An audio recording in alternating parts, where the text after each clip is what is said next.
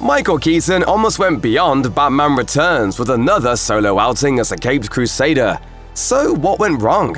The year was 1989, and Warner Brothers was more than ready to give Batman another trip to the movies.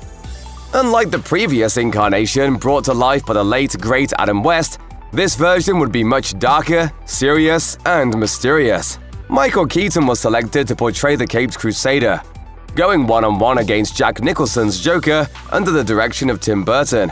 Simply titled Batman, this feature would revolutionize the comic book movie genre, rake in mountains of cash for all involved, and prove that there was more to Keaton than comedy. Now you want to get nuts? Come on, let's get nuts. Due to the success of Batman, Keaton got to don the hard rubber cowl once again in 1992 via Batman Returns, a controversial sequel that derailed Burton's time as a Batman director and served as Keaton's unexpected swan song.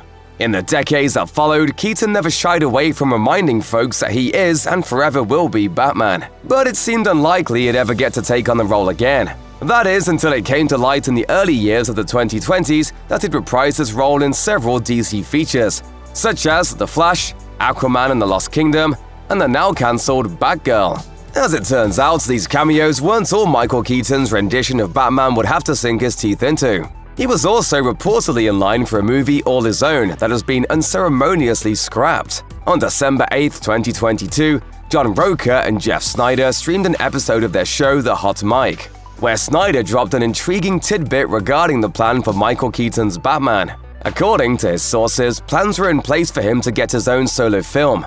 But the powers that be, DC Studios heads James Gunn and Peter Safran, president and CEO of Warner Brothers Discovery David Zaslav, or someone else entirely, elected to wipe it from the release slate.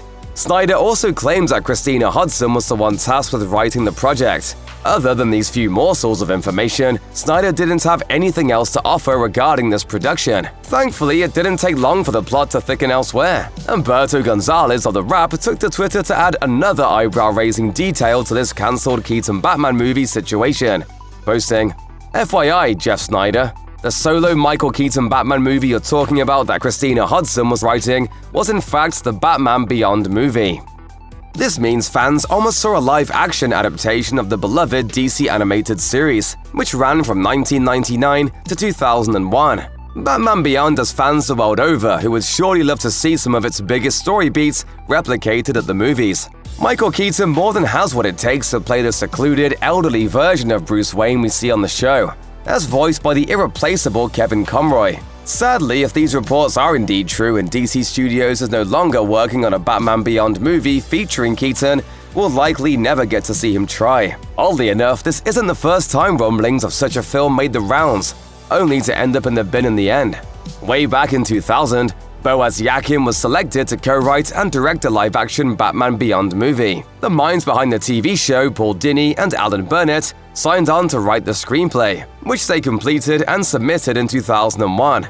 Ultimately, as we now know in 2022, Warner Brothers didn't give the film the green light to enter production, so it wound up trashed. It is worth noting that for this feature, Keaton wasn't even considered to play the aged Bruce Wayne. Yakin actually wanted to see cinematic icon Clint Eastwood take on the part, adding his name to the pantheon of live-action Batman actors. Not only is it disappointing that another supposed attempt at bringing Batman Beyond to the silver screen didn't pan out, but in this instance, we were apparently pretty close to seeing Michael Keaton's Bruce Wayne mentor Terry McGinnis. Maybe someday this endeavor, or one like it, will become a reality. But on DC Studios' current roadmap, the odds certainly aren't in its favor.